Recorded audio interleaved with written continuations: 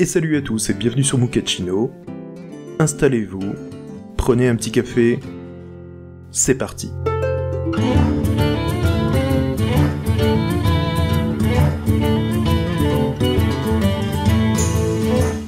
La dernière fois nous nous étions laissés à cette étape. On avait pas mal de cartes que l'on pouvait retourner comme on voulait, indépendantes les unes des autres, et nos données étaient tirées de fichiers JSON.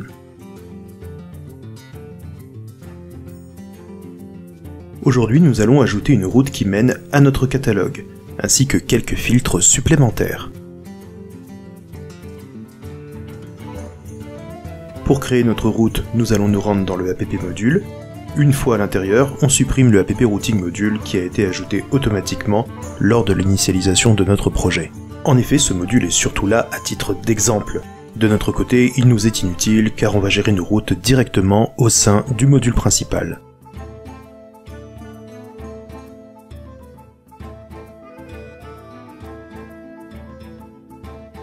Pour ajouter notre route, on va importer le routeur module dans notre app module. Mais il ne peut pas être importé tel quel, il a besoin d'une configuration.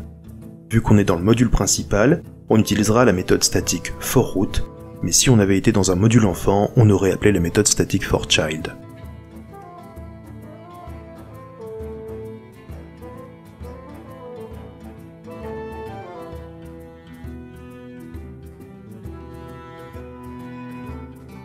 La méthode prend deux paramètres.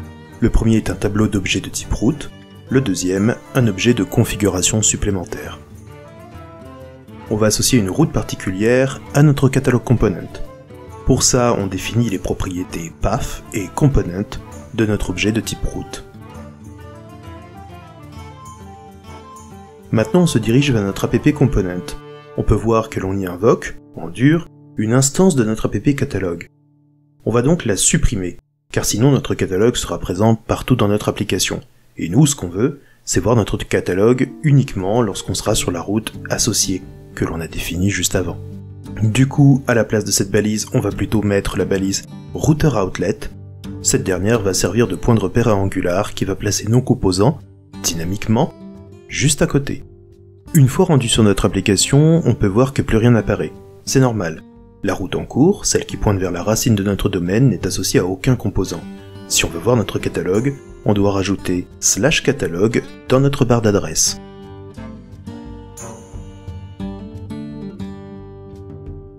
Une fois l'ajout fait, on retrouve notre catalogue. Bien sûr, le but n'est pas de devoir taper nos URL, on va donc créer un menu.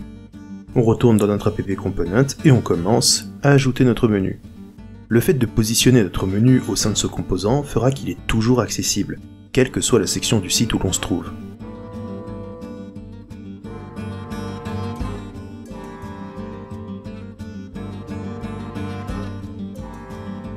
Ici on a le choix, soit on utilise href, soit on utilise la directive router_link.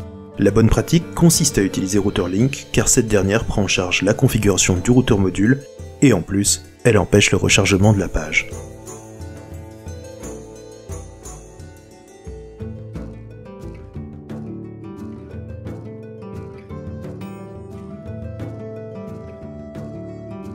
On va en profiter pour créer un lien vers un nouveau composant que l'on va générer pour l'occasion.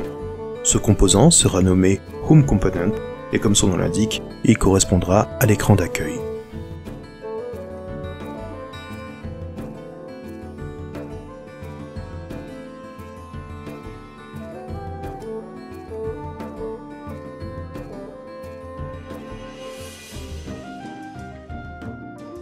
Maintenant, lorsque l'on retourne à la racine de notre domaine, on peut voir notre composant HomeComponent, tout a bien fonctionné. Et en cliquant sur mes différents liens, on peut voir que je suis redirigé vers les bonnes sections de l'application, la page n'est jamais rafraîchie, c'est le concept des Single Page Applications, les fameuses SPA. Tout à l'heure, je vous expliquais que nous utilisions router_link pour une bonne raison. Il prend en charge la configuration que l'on associe à nos routes. Laissez-moi vous donner un exemple. Admettons que je souhaite changer la forme de mes URL en faisant une sorte qu'elle soit préfixée du caractère dièse. Ça correspond au paramètre useHash de l'objet de configuration des routes. Si je le passe à true, alors toutes mes routes sont préfixées d'un dièse. Et comme on peut le voir, tous les liens gérés par router_link ont changé en accord avec cette nouvelle configuration. Si on avait utilisé href, On aurait dû retaper tous les liens à la main. Maintenant que nos routes sont faites, ajoutons des filtres à notre catalogue. Un filtre qui nous permettra de repérer une carte par le biais de son nom, et un filtre qui nous permettra de repérer une carte par le biais de sa description. Et pour ça, on réutilise la commande ngGeneratePipe.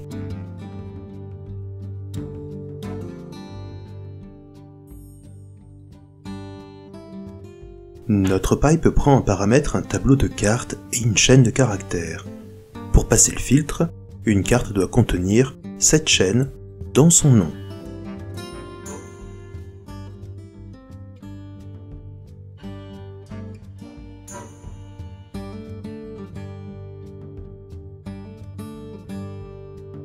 Pour mon test, je convertis la chaîne Search en minuscule, ainsi que le nom de la carte.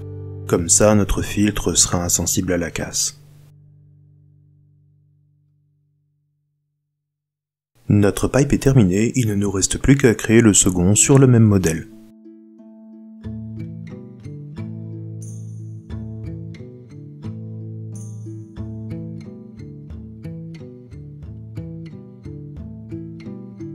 On ajoute deux propriétés publiques à notre component sur le même modèle que currentType. Sauf que cette fois, ça sera pour nos filtres sur le nom et la description.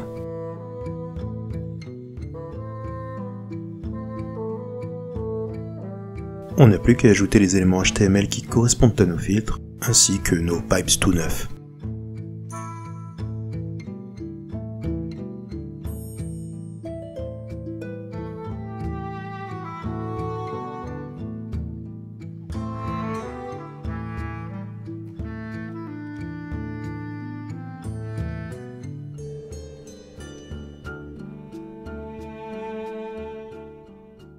Et voilà, on n'a plus qu'à tester.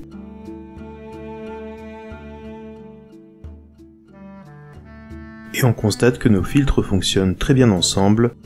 On a réussi. Et voilà les amis, c'est déjà la fin de cette vidéo. J'espère qu'elle vous a plu. N'hésitez pas à la partager sur tous vos réseaux sociaux, à laisser un like, un petit commentaire.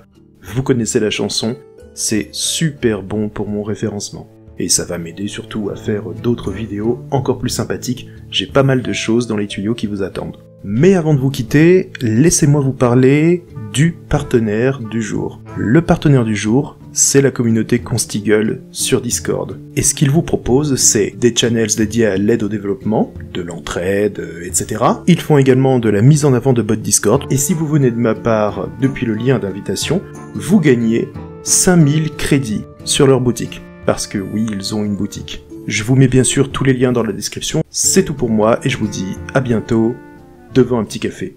Ciao!